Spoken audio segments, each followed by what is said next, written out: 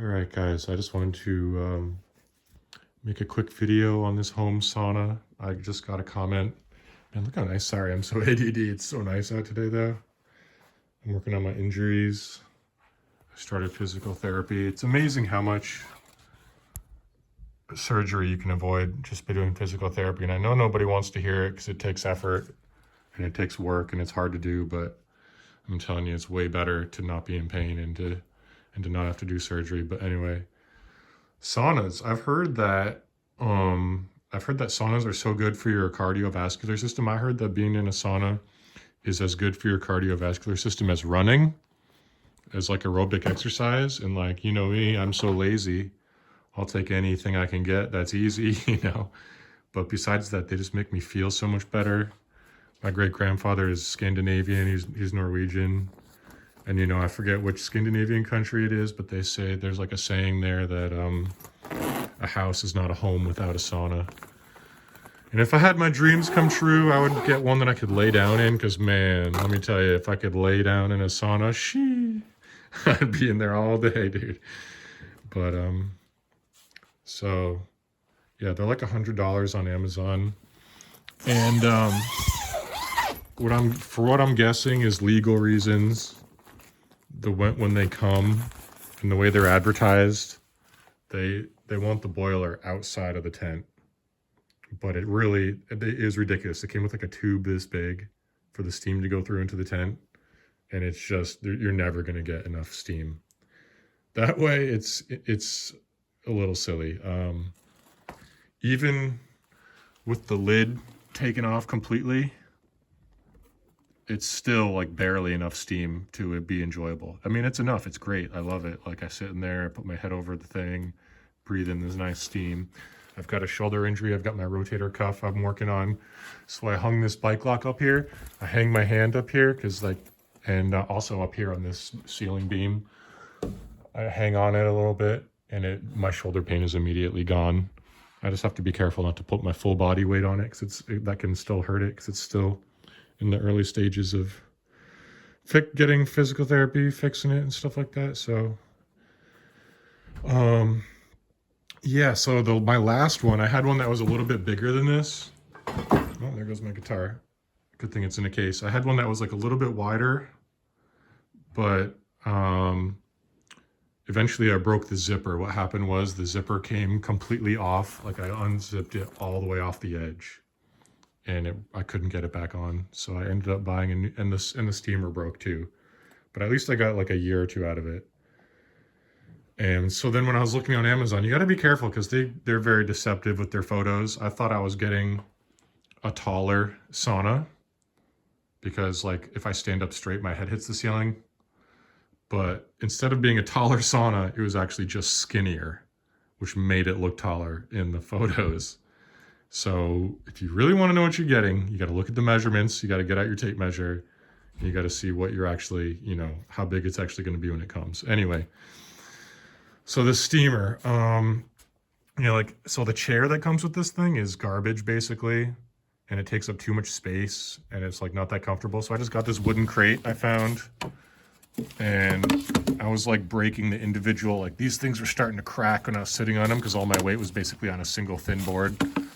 So I just found another board, distributes the weight a little bit better. And now when I sit in there, it's comfortable. Sitting here, it's exactly enough space for like one person to sit. Hang my bad shoulder arm up here. It's got a little pouch, you put your Bluetooth in there, put on a podcast, put on some music.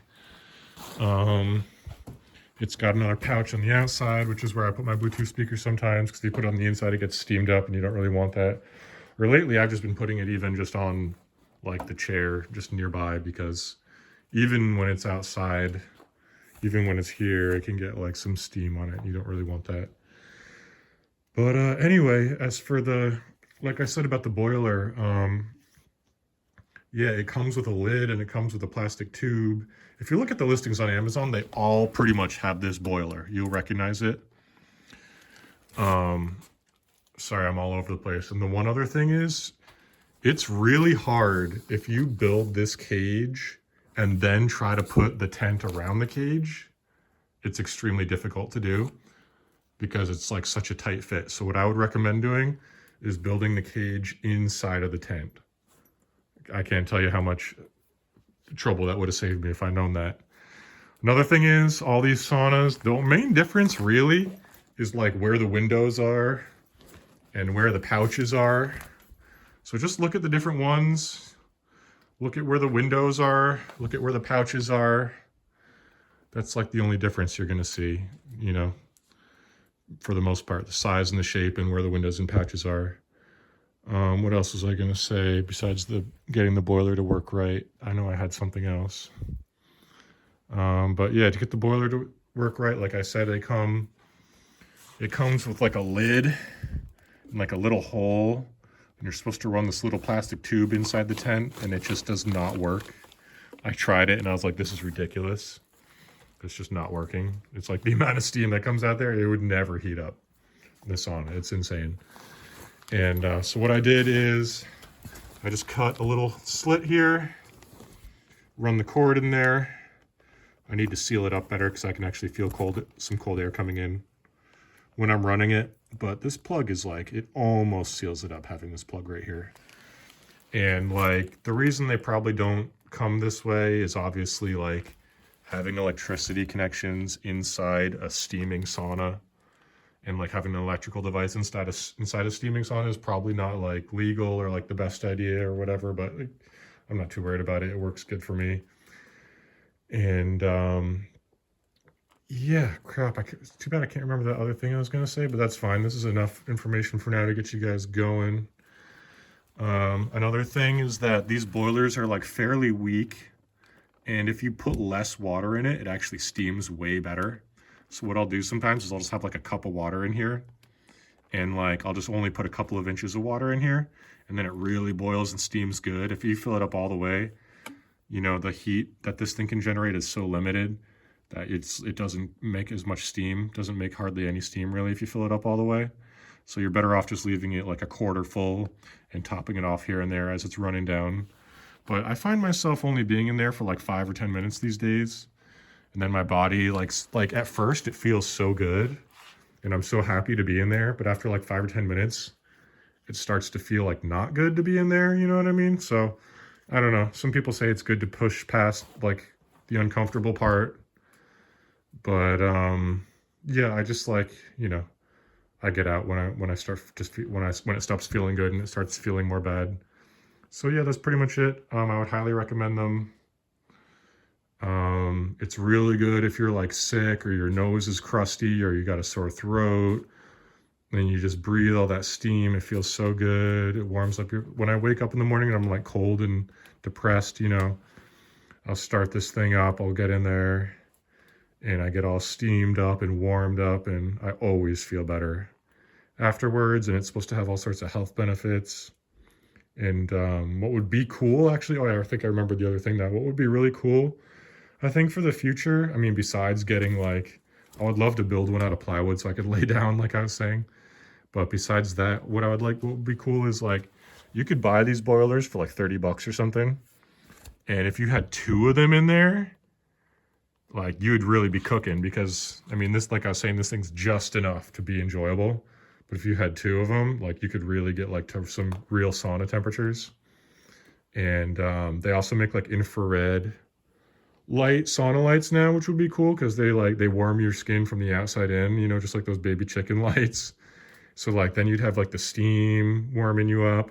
You'd have the infrared lights warming you from the, you know, the steam would be warming you from the sort of like you breathe it in, it comes in through your core and a little bit on the outside. Then the infrared lights would get you from the outside in. They both do different like heatings on you.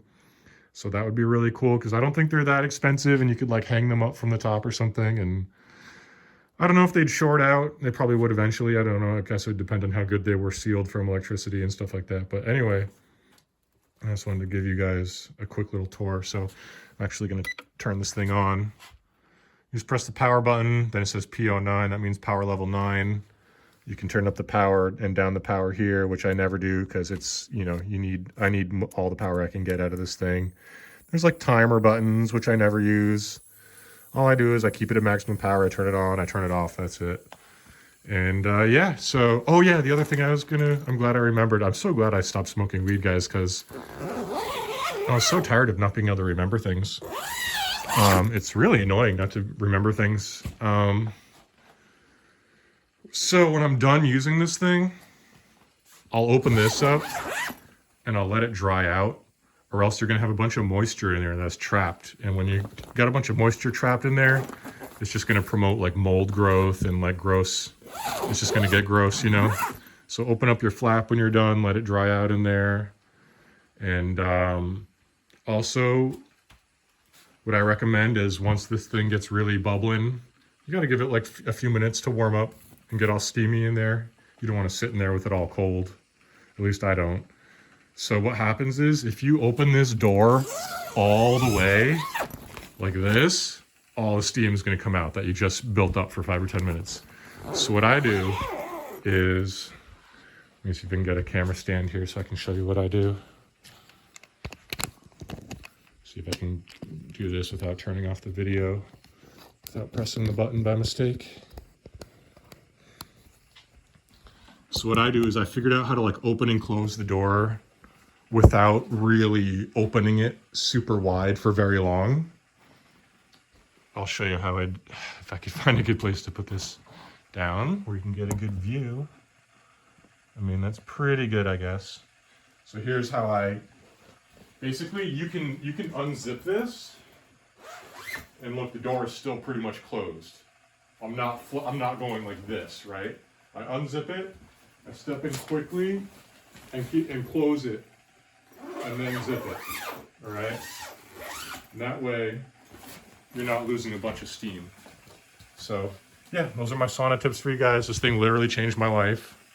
It's helped with depression so much and health in general. Highly recommend it.